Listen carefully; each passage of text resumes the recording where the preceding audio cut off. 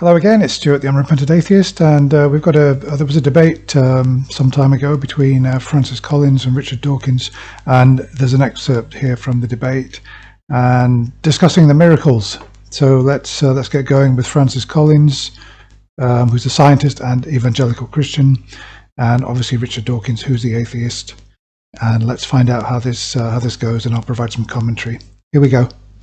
As tectonic plates must slip in order for this planet to be what it is. And so viruses must come into being if evolution is going to run all of the... Behind him, all I can see are books on Jesus.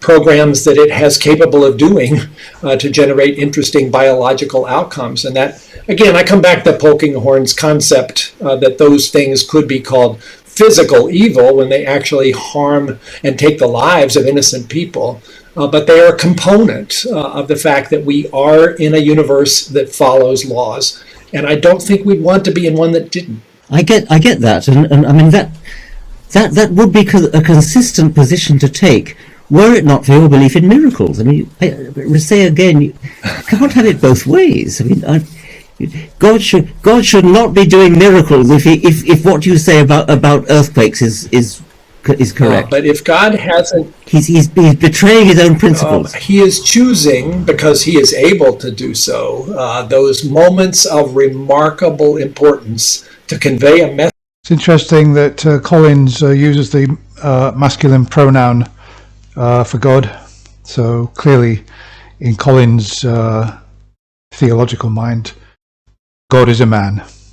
Message to his creatures, that would be you and me, in a way that the miraculous may be able to achieve. And again, if God's the author of all of this, I don't see why God should not be allowed, when it suits his nature, to change these. Yeah, he would have the power to, but then, okay, I'm not going to intervene in this earthquake, because that would be inconsistent with the desire to let things play out. But I am going to intervene to heal whatever it was called, Jairus' daughter, or raise Lazarus from the dead. It's funny you mentioned that story, Richard. I was only reading that to my 6-year-old son this evening in bed. So the healing of, and it comes at the point where the power has gone out of Jesus as a woman touches his hem on the way to. I mean, the healing stories and the whole idea that there are these selective healings when there are, hundreds of thousands of children dying of starvation, etc. It's just preposterous. But okay. I don't think Francis believes in those. Francis, do you believe? Okay, well let's do you believe in these miraculous healings of Jesus? I think they're recorded by reliable witnesses. Oh my God, recorded by reliable witnesses. We're talking about 2,000 years ago. We've got no idea who wrote the Gospels, and what witnesses? It's just people writing a story in a book claiming, that Lazarus raised from the dead, and it's just claims. There are no confirmed witnesses who observed these things to happen, and I have no reason, therefore, to question them more than I do to question the resurrection, which is the...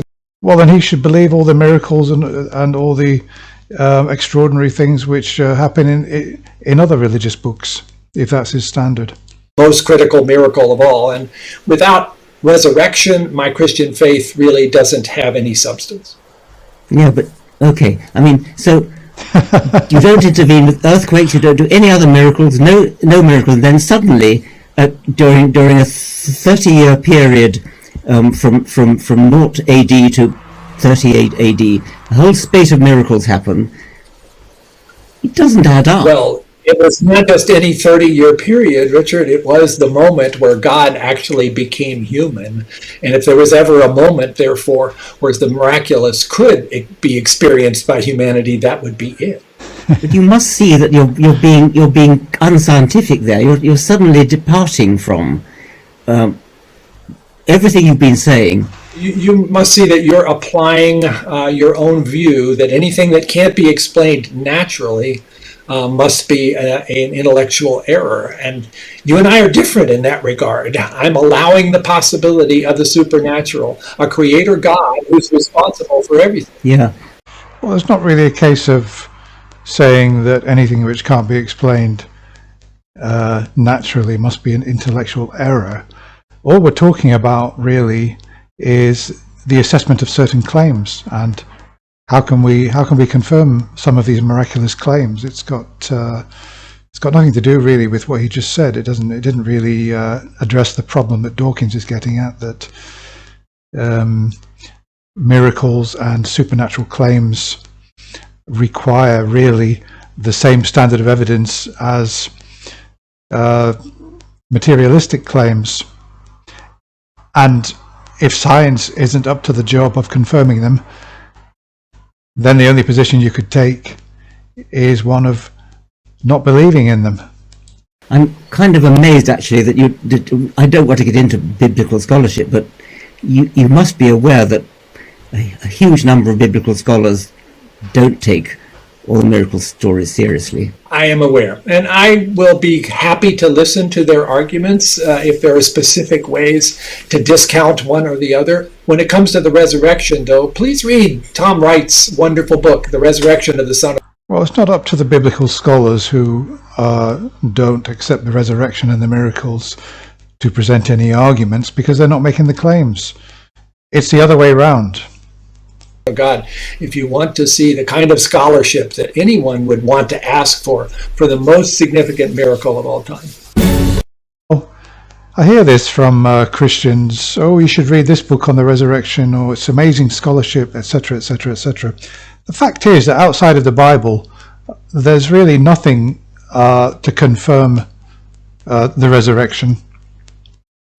And I don't really see what scholarship could do if there's only one source on a particular miraculous event to confirm it, because the witnesses which appear in the Gospels have obviously been put there by the people who wrote them to lend a credence to the authenticity of what is purported to have happened.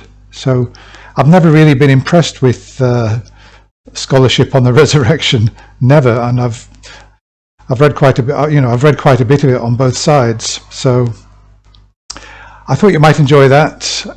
I wouldn't say Richard Dawkins was absolutely at his best. I mean, he looked tired. He looked very perplexed, and he looked like he didn't really know.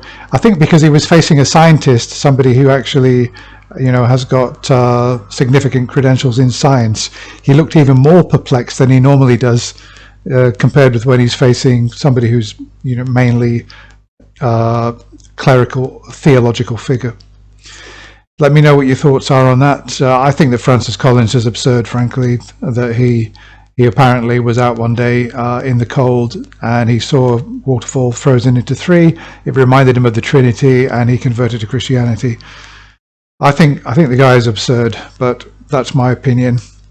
I'll look forward to doing another video soon. Thanks for watching. Bye.